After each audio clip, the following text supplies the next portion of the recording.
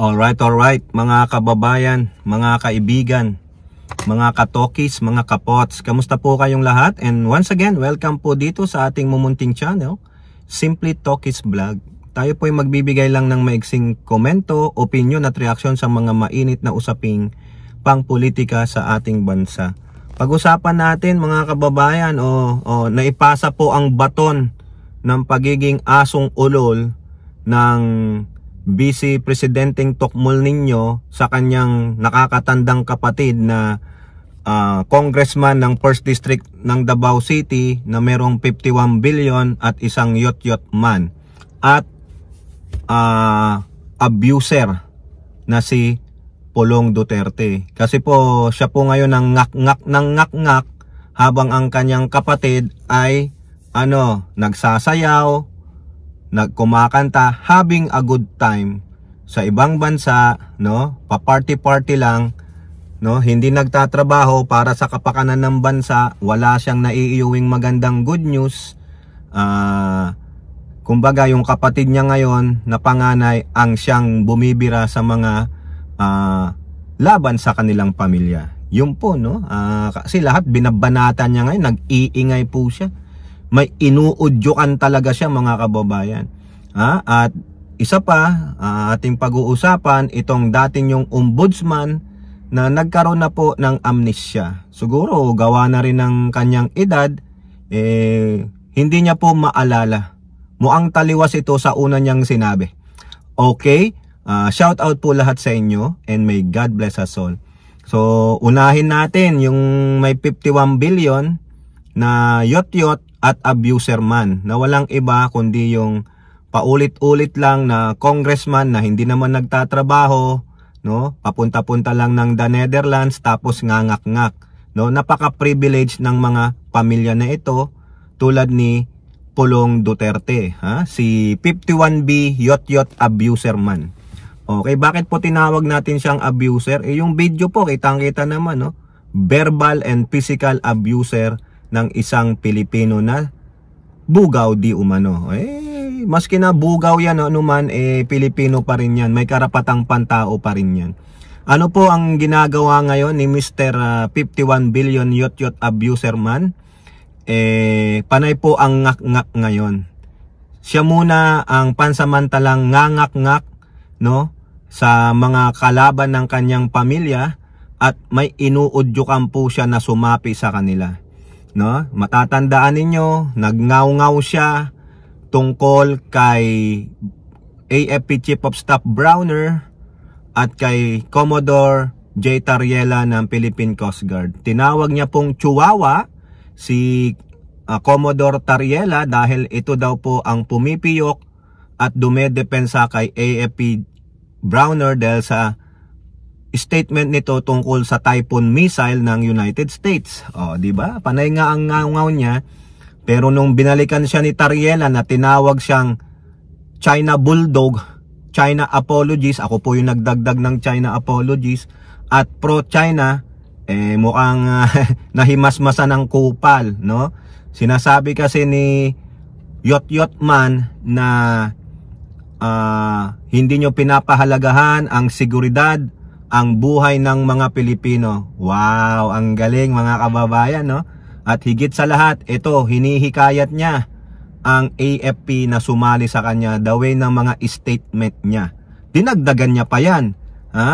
Actually, binibira niya rin si Representative Percy Sendanya. Dahil sa pagiging makaliwang grupo daw ni Percy Sendanya. Okay? At higit sa lahat, eto na.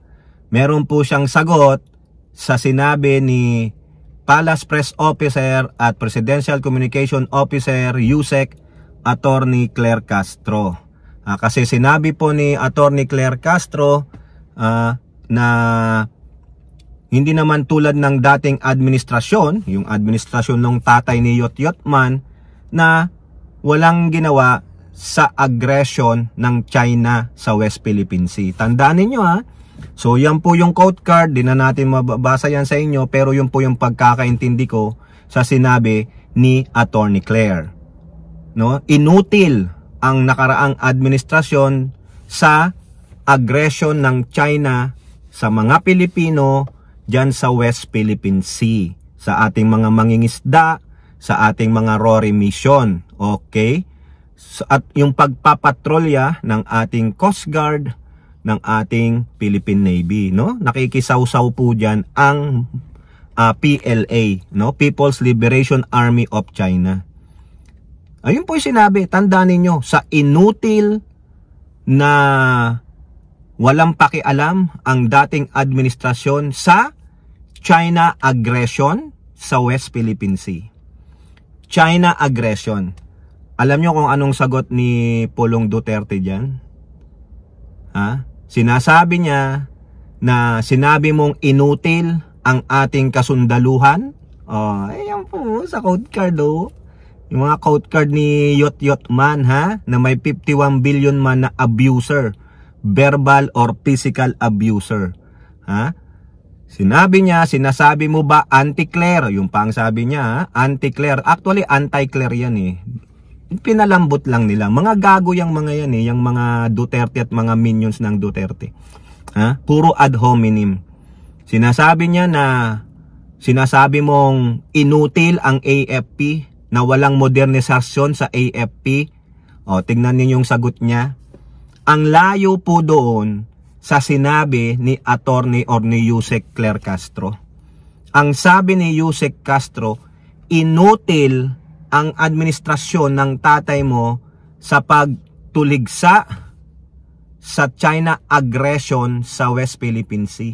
Hindi po sinabi ni Attorney Claire na hindi minodernize, hindi inutil, ha? Walang sinabing inutil, sorry. Walang sinabing inutil ang AFP. Ang tinutukoy ay ang kawalang aksyon ng gobyerno ng tatay mo noon tungkol sa aggression ng China sa West Philippine Sea. Sa pagyuko ng tatay mo kay Xi Jinping nung sinabi ng tatay mo kay Xi Jinping na maghuhukay siya dyan sa West Philippine Sea. Pero ang sabi daw ni Xi Jinping sa kanya, wag mong gawin, magkagulo tayo. O bakit hindi nanindigan ng tatay mo? Yung sinabi pa ng tatay mo na ipimigay na lang yan, tubig lang yan. Pero hindi niya alam ang tubig ay nagbibigay ng buhay sa mga mangingisda natin. So ang layo po ng sagot, no, yung pagkontra ni Pulong Duterte, kasi inuudyukan niya, sinusulsulan niya na ang administrasyong ito ay sinasabing inutil ang modernisasyon ng AFP. Hindi po ganon ang sinabi ni Attorney Claire. Ang layo ng sagot mo. 'Di ba? Walang ginawa ang administrasyon ng tatay mo sa pambubole ng mga Chinese Coast Guard o PLA sa ating mga kababayan na nandyan sa West Philippine Sea. Wala pong sinabi si Attorney Claire o direktang sinabi na inutil ang AFP, inutil ang modernization. Wala po. Ha? Yan po ay minamalisya lang ni Pulong Duterte kasi inuudyukan niya. Pilit niyang inuudyukan ang mga junior officers o mga active officers and uniform personnel dyan po sa military na magkudita. Biruin nyo, tinira niya nga si AFP Browner eh. No? Yan po yung malisyosong pananalita para udyukan, linlangin ang ating mga uniform personnel. Wala po. Wag po kayong maniniwala dyan sa sinabi ni Pulong Duterte na sinabi daw di umano ni Yusek Castro na inutil ang modernization ng AFP. Inutil ang AFP. At sinabi pa ni Yot Yot Man na may 51 billion na abuser na yung success daw nila ay nakasulat sa mga streets, sa mga gusali na kanilang pinagsilbihan. So yung success nyo, dyan lang sa Davao. Nandiyan kayo siguro, may pangalan kayo dyan, Duterte Street, Duterte School, Duterte Hospital, o whatever Duterte. Baluarte nyo yan eh. At nararapat lang na pagandahin nyo yung bayan na yan dahil ilang dekada na kayong namamayagpag dyan. Ang sama naman sigurong tignan kung ilang dekada na kayong namamayagpag dyan, puro kayo na lang, mayor, vice mayor, congressman, baka pati governor nyo dyan, kayo na rin, na wala kayong napakitang kaunlaran dyan. Diba? Ayan ba ay isang pagtanaw na utang na loob sa inyo? Hindi. Kayo pa ngang may utang na loob sa sambayan ng Pilipino dahil patuloy kayong niluluklok dyan ng mga constituent ninyo. Walang dapat ipagpasalamat sa inyo kasi naging Diyos kayo dyan sa lugar na yan. Anong success ang pinagsasabi mo? Dyan siguro sa Davao City. It's etched on the stones, on the streets, on the buildings. Sige, given. Meron pa nga gusali dun, lola mo, nakapangalan sa China eh. Diba? Oh, halatang-halata naman. Pero ano ang success ng tatay mo sa buong bansa? Ano? Napaganda ba ang Pilipinas? Naayos ba ang educational system? Lumago ba ang economy? Wala.